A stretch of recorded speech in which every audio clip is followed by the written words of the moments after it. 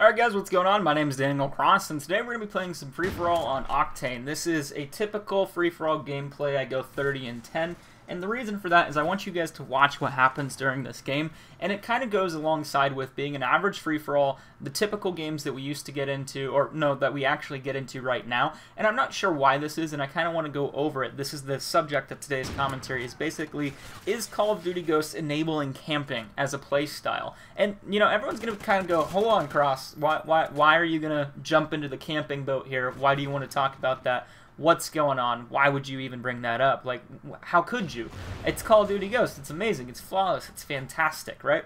Well, there's always going to be complaints about every game, but something I've noticed that's really strange with free-for-all, or in general, just Call of Duty Ghosts and the way people play on the Xbox One, as well as the Xbox 360. The 360 is a different story. People tend not to camp as much, but in the sense of the Xbox One, it seems to be more dominant. Like, mostly your players are going to be doing that. And there's a couple reasons about why they do this. Probably because the Xbox One's, you know, $500–600, so you're going to be playing with older people, smarter people, players that don't do stupid shit like run out in the open. Now, why would I want to make a commentary complaining about that? Well, in free-for-all, there's numerous things that kind of promote camping, or just in general, Call of Duty Ghosts. The biggest thing that I've noticed is people are scared of this game.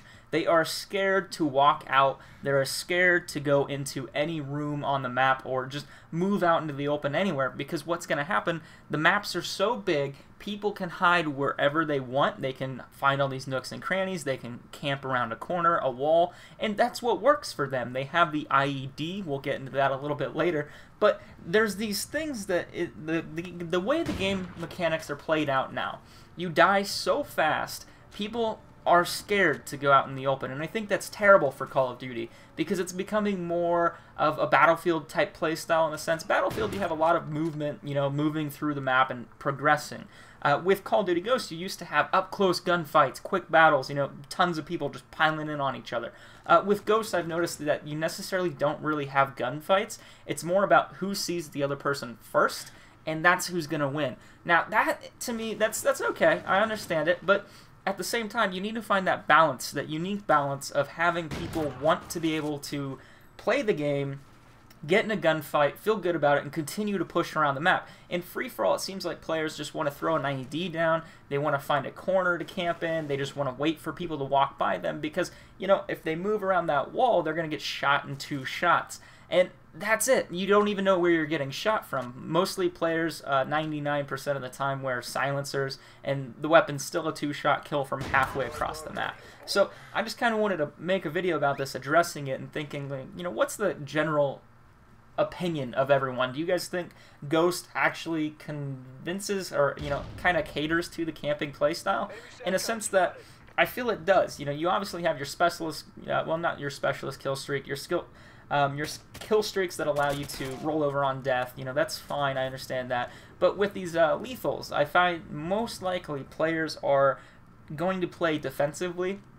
They're either going to put down claymores, they're going to use an IMS, they're going to block off a side of the map with a sentry gun, they're going to use the IED, they're going to hide. Here's a good example, the Trinity rocket here. I call this in, and I'm in free-for-all. I see a couple people, but look where they're all at. They're all in buildings. This guy's hiding in a corner. The other guy's, you know, walking up to some upstairs window. But the biggest issue is people camping, and that kills it for me. Normally, free-for-all, I could get like a 2-minute, 3-minute gameplay. I think the quickest I've gotten on here was like 5 minutes or so. I haven't really played it a lot because the spawns have been kind of rough, but for the most part, even when you get your kill streaks, then people are still going to go inside. In the past Call of Duties, people would still, you know, kind of push around the map now, but it's more so people just being afraid of actually going out because guns are so strong and your health doesn't seem to exist. And that's crazy to me because it's actually changing the way we play the game. And a lot of people are probably going to argue, well, you know, that's just something you got to adapt to. Yeah, I can see that, but maybe later on when we play other Call of Duties, it'll be a little bit different. You know, obviously each one's different. This one's just drastically different. One, you're on a new system, you're on a next generation console. You have probably older players playing right now. I think there's only 15,000 to I want to say 25,000 online at any given time, compared to the Xbox, which is like 200,000. So obviously you're going to get a different variety of players, especially skill as well. Now, with this game, the most part you're going to run into is basically larger maps. That alone is going to change it. There's more places where players can go to, they can hide, they can feel safer. That's probably really the biggest one, is you have such a big map and then you have smaller amount of players, or no, in free-for-all you have the same amount of players, but the maps are doubled, so obviously you're not going to see people very often, and that's going to kind of put people on edge. But for the most part that I've noticed with Call of Duty Ghosts, people tend to camp more than I've seen in any other Call of Duty, and I don't know why. I honestly feel that it's just because they don't feel comfortable with putting themselves at risk like they used to. And in other games, we have 3-lane maps. That's a really big thing. Map design obviously has to come into it, not just size. When you have a large map design, and then you have a simple map design compared to a 3-lane map like Raid, you can usually just navigate going, alright, I know the enemy spawn is on the C flag. If I go through the courtyard here, I know where they're going to be. Instead, you end up with people like this in the middle of nowhere in a corner of a map or somewhere where they have a vantage point, and people are going to take advantage of that. Now, I'm not saying that this is necessarily a bad thing. There's an IED stuck to the ladder. I actually survived, but then the guy's camping on top of the rooftop. So there's other ways that people are going to counter this. People are either going to play extremely defensive, or, you know, occasionally you'll get your run and gun type of gun style player, but for the most part that I've noticed, people are extremely defensive in this game. That's mostly based off map design. They don't know where people are going to be, and that causes people to be very cautious. So in all reality, did they change how Call of Duty Ghosts plays? Did they change the next generation? Sure. It just depends on what your definition of change is. Is it something that you like or enjoy?